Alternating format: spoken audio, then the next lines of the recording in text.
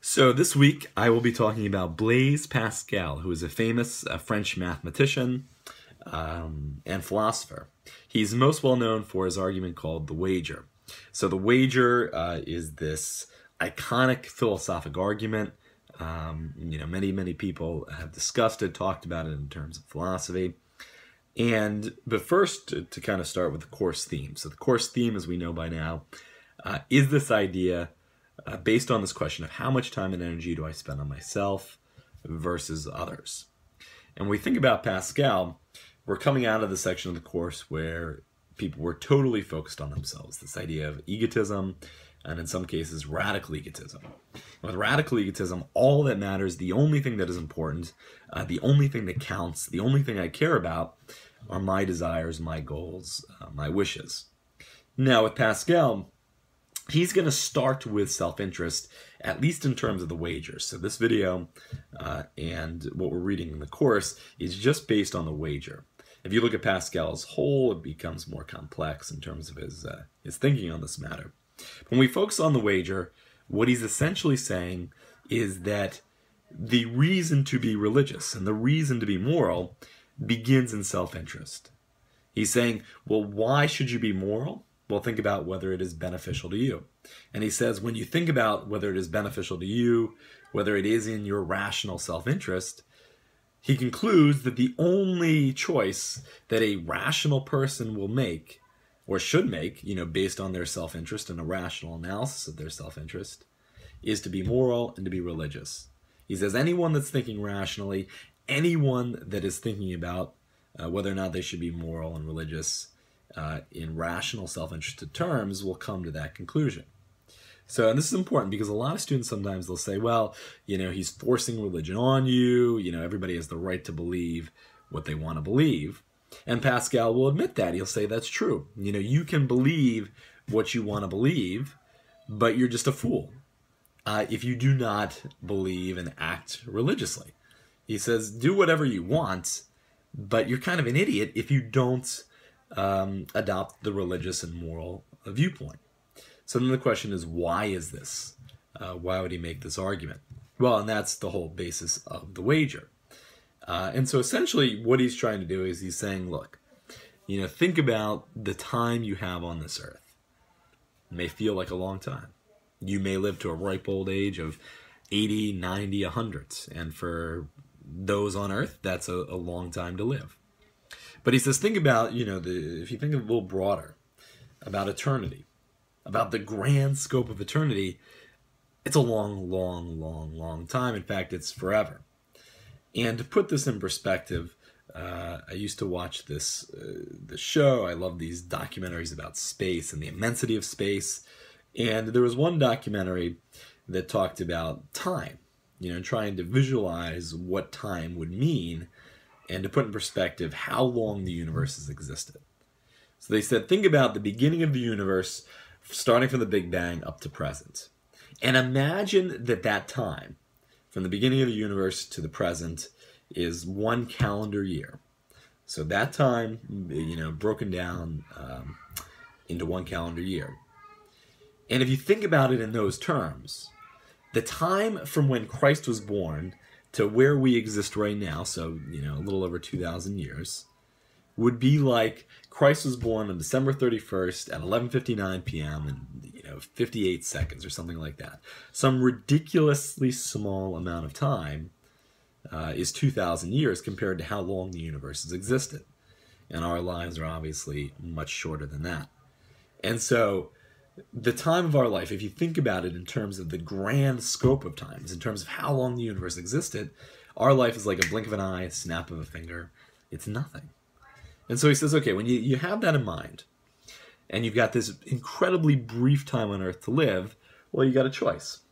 You can't avoid the choice. You've got to make a decision about what you're going to do with your life. You could live religiously and morally, or you could not. And Pascal thinks if you don't live religiously and morally, well, you're going to tend to be more egotistic. You're going to tend to be more selfish. You're going to tend to be focused more on temporal, short-term pleasures. You're going to be focused on kind of worldly gains and worldly goods. You're not going to be as reliable or trustworthy as friendly. So it is interesting, a lot of people critique Pascal's argument. They say, well, it's a selfish reason to be religious. But he ends up arguing that if you're not religious, you're actually going to be more egotistic than if you were. Okay, so you've got this short time on earth to live, and you got to make a choice. What are you going to do with your life? How are you going to live? You can't avoid that choice. You can't get out of it. And he says, just think about the stakes. What's involved? Well, if eternity exists, and this is very, very, very important. Pascal is never saying that eternity definitely exists. He's never saying that heaven and hell are a certainty. He doesn't know whether heaven and hell exists. He doesn't know whether God exists in terms of a rational analysis. He says rationally, there's evidence and there's proof for heaven and hell and God, but there's also good evidence and proof against him and against heaven and hell. And we're never going to know. We're never going to be able to have any certainty. So you have to make this bet. You have to live this life, and you're never going to know whether you're right or wrong, regardless of whether you're an atheist or you're a religious person. Okay, so you don't know what's going to happen after you die. But here are the possible outcomes. If you live religiously, you have a better shot. No guarantees. There's never any guarantees for Pascal. But you have a better shot of spending eternity in paradise. And if you don't live religiously, you've got a better shot at suffering eternally in hell. Now, paradise for eternity would be really, really great. It'd be wonderful. It'd be, perfection, complete satisfaction, complete fulfillment. And hell would be really, really bad. You would suffer in agony forever. Okay, so those are the possibilities. And what if you're an atheist? Well, if you're an atheist, Pascal says, yeah, you get to live a kind of egotistic life. You get to pursue short-term pleasures. You get to live the way you want. And it might be more fun in certain senses. But, on the other hand, you won't have loyal and good friends. You won't have the renown or the respect of somebody who's lived a good life.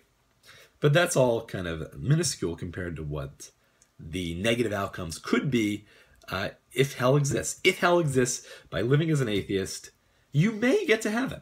Because again, there's no certainty, there's no guarantees. We don't even know if it exists, let alone the criteria to get in. But, Pascal believes, if you live as an atheist, if you live as a self-absorbed, egotistic person, there is a better shot. There is a greater probability that you will end up suffering forever in hell if hell exists. But what if you're right, if you're an atheist? Yeah, you get these pleasures, you get to be egotistic, but it's not like after you die, you get to rub it in the believer's face. It's not like after you die, it's, believer, you were an idiot. You wasted your life, going to mass and worshiping and praying to Jesus and all this kind of stuff. No.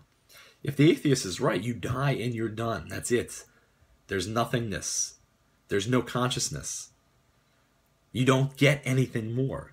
So neither the believer or the atheist, if the atheist is right, get any satisfaction or, feel any regrets for their decision.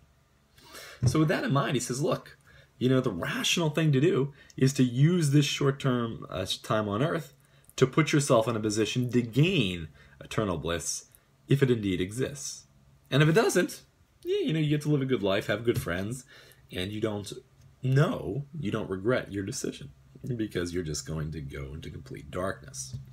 And so that, he says, is the reason to live religiously.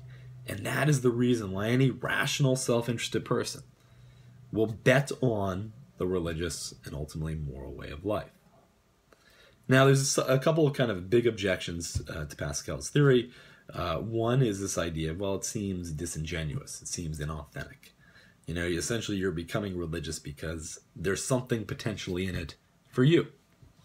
And many people would say, well, that's not really religious.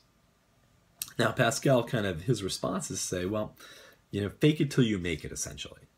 Start believing, start going to mass, start praying, start learning about religion, start, talking to people that are religious, and eventually you may turn into a genuine believer. And it's kind of this idea of, our choices oftentimes begin with self-interest. That's just human nature. So if we think about human nature and we apply it to religion, we'll be religious. Again, if you're thinking in rational, self-interested terms. But the idea here is there's sort of this idea of transformation, conversion, that begin at this point, and you may end up actually becoming a genuine believer. At least you're on the road. At least you're starting. Another big objection as well. Yeah, it may be rational to bet on religion, but how do I know which religion to bet on? You know, there's lots of forms of Christianity, and there's lots of other forms of religion other than Christianity. And this, I think, is a really difficult, perhaps insoluble problem. How do you choose which religion to go with? And that's, again, a very difficult question. But overall, you know, that's the reason for Pascal that you should be moral, you should be religious. It starts in self-interest. It starts with the question of what's in it for me. And what's in it for me is the potential to gain eternal happiness and the potential to suffer eternal torment. And that, my friends, is a brief recap of Blaise Pascal's wager.